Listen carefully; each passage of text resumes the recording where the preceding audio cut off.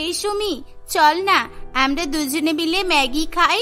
আমার তো ম্যাগি খেতে খুব ভালো লাগে, আর তুইও তো আমার সঙ্গে ম্যাগি খেতে পছন্দ করিস। তুই তো আমার দেখা দেখি ম্যাগি খেতে শিখে গেছিস, তাই না? এই চুপ কর, তুই ভুলে যাচ্ছিস তুই আমাদের বাড়িতে এসেছিস। এত জোরে জোরে চিৎকার করে কেন কথা বলছিস? তুই এমন জোরে জোরে কথা বলছিস যেন মনে হচ্ছে আমরা বাড়িতে নয়, স্কুলে আছি। উফ, আমরা বাড়িতে আছি তো কি হয়েছে?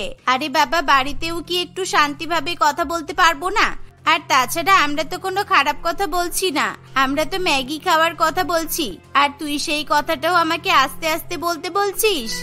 হ্যাঁ, এই কথাটা আমি তোকে আস্তেই বলতে বলছি, কারণ আমার মা যদি শুনতে পায় তাহলে দেখবি আমাকে এই বাড়ি থেকে তাড়িয়ে দেবে, আর সেই সাথে তোকেও তাড়িয়ে দেবে।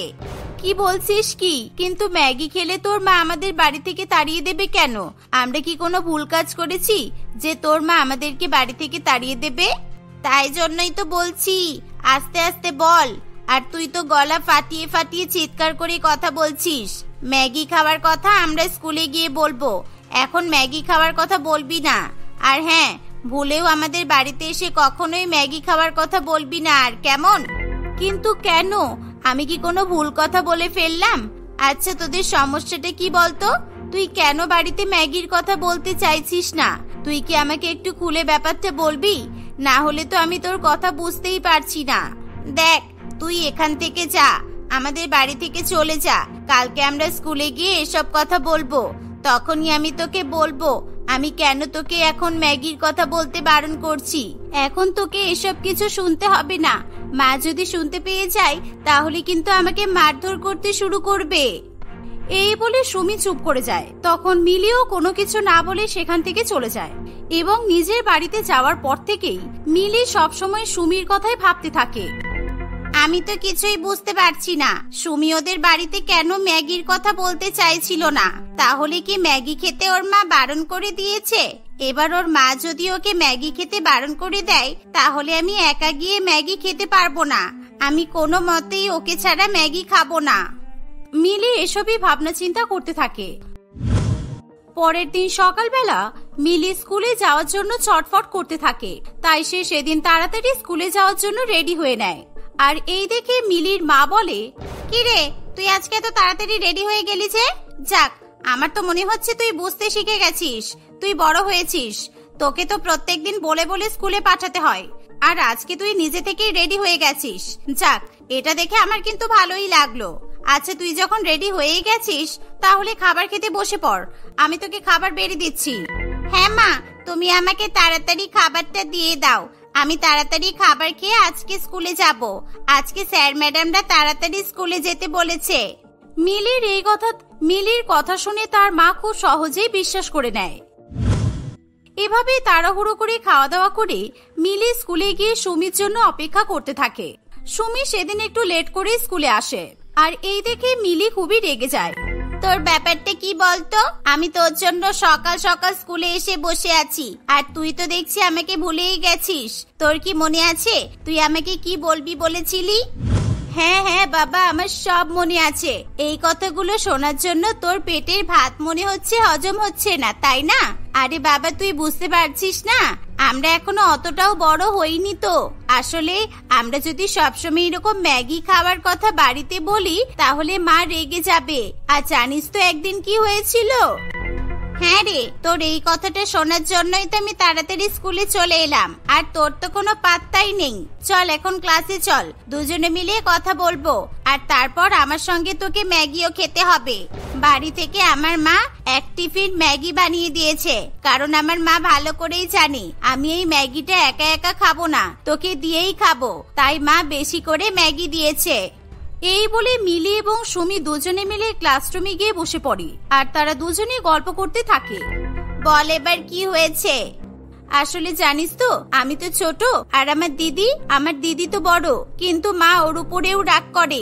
আমার দিদি ওর বন্ধুদের সঙ্গে ম্যাগি খাওয়ার প্ল্যান করেছিল, কিন্তু আমার মা ওকে খেতে যেতে দেয়নি। তখন দিদির খুবই রাগ হয় আর সেই জন্য দিদি নিজেকে রুমে বন্ধ করে নেয়। শুধু একবার নয়, যখনই দিদি ম্যাগি খাওয়ার কথা বলতো তখনই মা কোনো মতেই ওকে যেতে দিত না। আর আমার মা খুব ভালো করেই জানতো যদি দিদিকে না বলে দেয় দিদি তাহলে রুমেই বন্দি হয়ে থাকে। আর আমার মা সারা জীবন এটাই করে এসেছে। আমি তো বুঝতে পারছি না তোর মা এমন কেন করে। আমার মা তো আমাকে ম্যাগি বানিয়ে দেয়, শুধু আমার জন্য না তোর জন্যও বানিয়ে দেয়, আমার দাদা ভাই সবাইকে বানিয়ে দেয়। তোর মা হয়তো ওরকম হতে পারে, কিন্তু আমার মা কোনো মতে এরকম নয়। আর এই জন্যই তো আমি তোকে আমাদের বাড়িতে ম্যাগির কথা বলতে বারণ করছিলাম, কারণ আমার মা যদি জানতে পারে যে আমি স্কুলে এসে তোর সঙ্গে ম্যাগি খাই তাহলে আমার মা আমাকেও রুমে বন্ধ করে রাখবে। এভাবে সুমি তার মায়ের কথা মিলিকে জানায়। সুমির মুখে এসব কথা শুনে মিলি একেবারে চমকে ওঠে। তাই সেদিনের পর থেকে মিলি যখনই সুমিদের বাড়িতে যায় তখন সে আর কোনোভাবেই ম্যাগি খাওয়ার কথা উচ্চারণ করে না। কিন্তু হ্যাঁ, মিলি সুমির জন্য প্রতিদিন স্কুলে ম্যাগি বানিয়ে নিয়ে যায় আর তারা দুই বান্ধবী মিলে খুবই মজা করে আনন্দ করে প্রতিদিন ম্যাগি খায়। এভাবেই দেখতে দেখতে কিছুদিন কাটে। একদিন তারা দুই বান্ধবী লুকিয়ে লুকিয়ে ম্যাগি খেতে যায় আর সেটা সুমির দিদি দেখতে পেয়ে যায়। বোন, তুই এটা কি করলি? দেখ, মা যদি জানতে পারে তাহলে কিন্তু মা আমাদের দুজনকেই বকবে, কারণ মা কোনোভাবেই চায় না আমরা দুই বোনের কেউ ম্যাগি খাই। দেখ বোন, যা খেয়েছিস, এবারের মতো কেউ তো জানতে পারলো না, কিন্তু হ্যাঁ, এর পরে যেন তুই আর ম্যাগি খেতে যাস না, অন্য কিছু খাবি, আর তা না হলে আমার মতো তোকেও কিন্তু রুমে বন্ধ হয়ে থাকতে হবে। দিদি, মা ম্যাগি খেলে রুমে বন্ধ করে রাখে কেন বলতো? আমি তো কিছুই বুঝতে পারি না মা কেন আমাদের সঙ্গে এরকম করে। আচ্ছা, আমরা তো ওনার নিজের মেয়ে, তাহলে মা কেন আমাদের সঙ্গে এরকম সৎ মায়ের মতো ব্যবহার করে, যেন মনে হয় আমরা তো ওনার মেয়েই নই। বোন, এই কথা তুই কিন্তু মাকে একদমই বলিস না, মায়ের কানে যদি উঠে যায় তাহলে মা কিন্তু আমাদের খুব বকাবকি করবে। এখন চুপচাপ বাড়িতে চ, আর হ্যাঁ, কোনোভাবেই মা যেন দেখতে না পায় তুই ম্যাগি খেয়েছিস। আচ্ছা দিদি, তুমি কি বলতে পারবে তোমার মা এরকম কেন করে? কই, আমার মা তো ম্যাগি খেলে আমাকে কিছু বলে না, তাহলে তোমাদের মা কেন তোমাদের উপর এরকম রাগ করে? ওসব কথা পরে হবে, এখন দেরি হলেই মা ভাববে যে আমরা হয়তো বন্ধুরা মিলে আবার ম্যাগি খেতে শুরু করে দিয়েছি। না না, আর বেশি দেরি করলে চলবে না। এই মিলি, তোকে এসব কথা পরে বলবো, তুই এখন বাড়ি যা, আর আমাদেরও দেরি হয়ে যাচ্ছে, আমাদের দুই বোনকে এখনই বাড়ি ফিরতে হবে।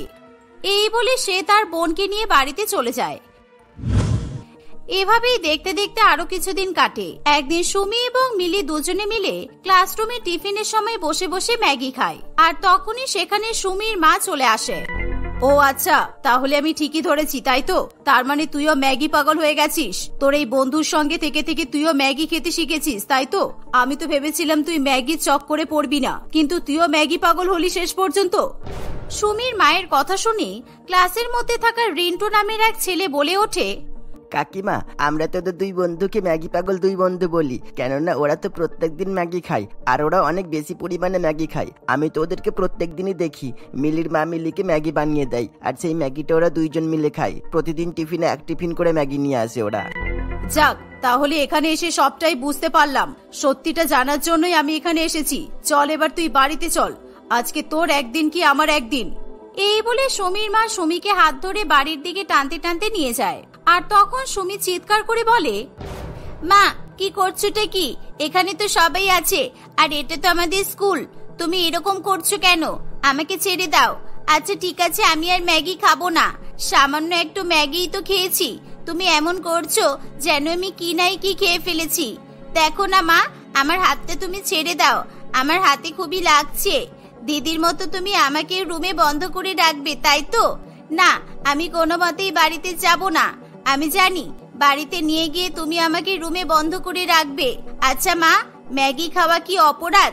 তুমি কেন আমাকে ম্যাগি খেতে দাও না? সুমি চিৎকার করে করে তার মাকে কথাগুলো জিজ্ঞাসা করতে থাকে। তখনই সেখানে থাকা কিছু স্যার ম্যাডামরা সুমির মায়ের পথ আটকায়, আর সুমির মাকে ম্যাডামরা সব ঘটনা জিজ্ঞাসা করে। তখন সুমির মা বলে, আপনারা দয়া করে আমার পথ ছাড়ুন, আমাকে বাড়িতে যেতে দিন। এই নিয়ে আমি আপনাদের সঙ্গে কোনো কথা বলতে চাই না, এটা আমাদের ফ্যামিলির ম্যাটার। দেখুন, যে কোনো একটা কারণ তো আছে নিশ্চয়ই, যে আপনি আপনার সন্তানকে এরকম টানতে টানতে নিয়ে যেতে পারেন। আর তাছাড়া আমি তো কিছুতেই বুঝতে পারছি না আপনার মেয়ে কি এমন ভুল করেছে। কেননা সুমি আমাদের খুবই ভালো একটা স্টুডেন্ট, ও তো কোনো কিছু ভুলই করে না। তাহলে হঠাৎ করে আপনি এখানে এসে সুমির উপর এরকম অত্যাচার কেন করছেন? ও আচ্ছা, তাহলে আপনারাও কি সত্য ঘটনাটা জানতে চান?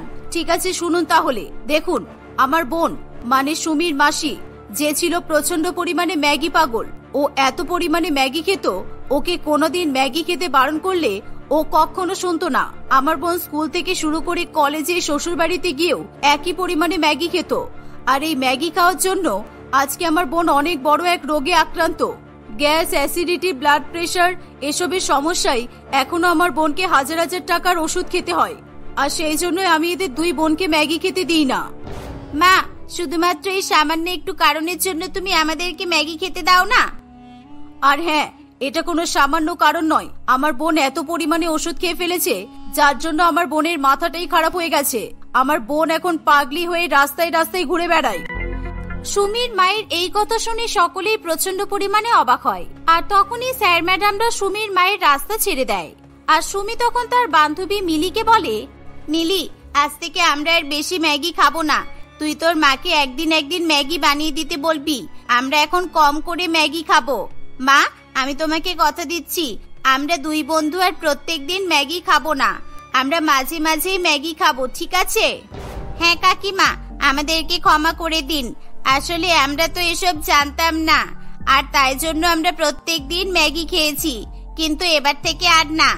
আর আমার জন্য আপনি সুমির উপরে রাগ করবেন না। আসলে সুমি তো ম্যাগি খেতেই চাইতো না। ওর ম্যাগি পছন্দ ঠিকই, কিন্তু আপনার ভয়ে ও ম্যাগি খেতে চাইতো না। আমি ওকে জোর করে ম্যাগি খাইয়েছি। এভাবে সুমি এবং মিলি দুই বান্ধবী ক্ষমা চাইতে থাকে। সেদিনের পর থেকে তারা বেশি বেশি পরিমাণ ম্যাগি খাওয়া বন্ধ করে দেয়। তারা খুবই অল্প পরিমাণে এবং মাঝে মাঝে ম্যাগি খায়। আর এভাবেই তারা ছোটবেলা থেকেই ম্যাগির সঙ্গে দূরত্ব বজায় রাখতে শিখে যায়।